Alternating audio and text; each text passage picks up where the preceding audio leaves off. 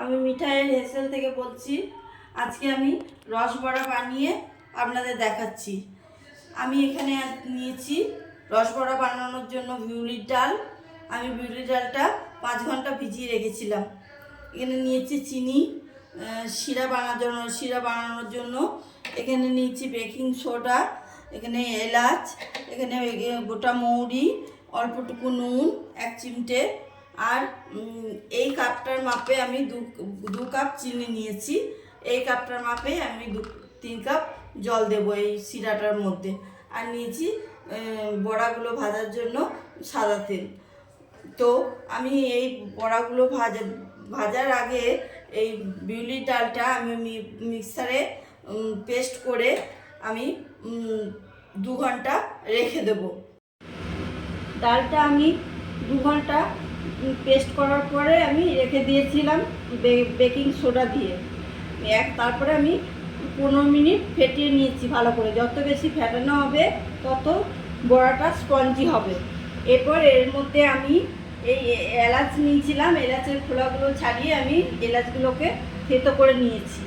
সেই গুঁড়োটা আমি দিয়ে দিচ্ছি এর মধ্যে। আর একটু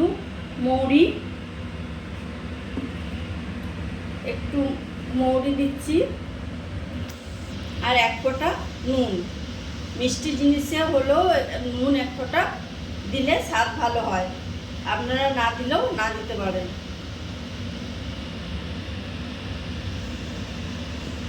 এদিকে আমি গ্যাসে কড়া বসিয়ে দিয়েছি। এদিকে আমি বড়াগুলো ভাজবো।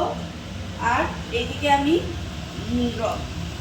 বড়ার আমি যে রসটা বানাবো, চিনির রসটা, সেই চিনির রসটা বানাবো।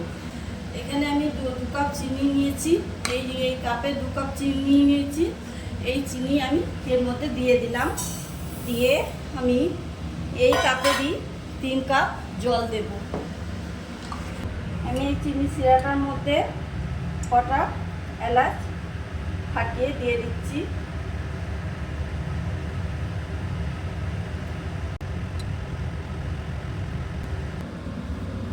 এরপরে এটা আমি আরেকবার ফেটিয়ে নেব। আমি বড়াগুলো একটা একটা করে লাল লাল করে ভেজে নেব। একদম মিডিয়াম আছে বড়াগুলো আস্তে আস্তে ভাজতে হবে, জোর আছে ভাজা যাবে না।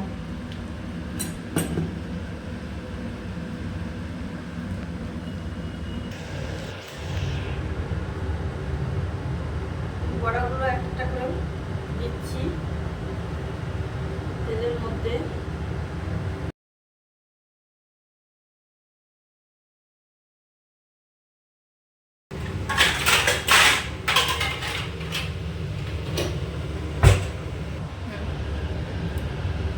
বন্ধুরা, এই বড়াগুলো আমার ভাজা হয়ে গেছে লাল লাল করে। এরপর আমি তুলে নিচ্ছি, এর থেকে বেশি লাল করবো না।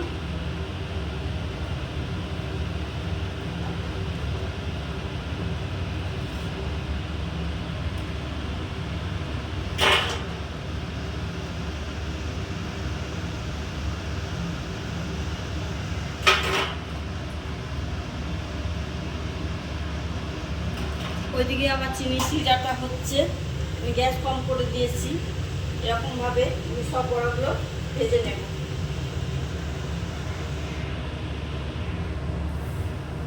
বন্ধুরা, এই বড়াগুলো আমার একে একে সমস্ত ভাজা হয়ে গেছে। এরপর আমি চিনির শিরার মধ্যে দিয়ে 3 থেকে 4 মিনিট ফুটিয়ে নিয়ে আমার সমস্ত দেওয়া হয়ে গেছে। আমি এরপর চিনির শিরার মধ্যে আস্তে আস্তে দিয়ে দেবো একটা করে।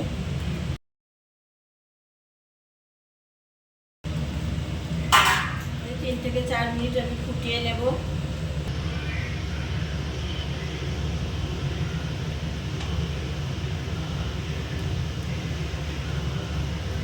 বন্ধুরা, এরপরে ফুটে উঠেছে।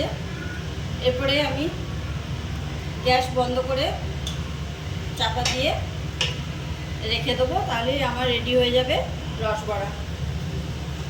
নমস্কার, আমি গ্যাস অফ করে দিলাম।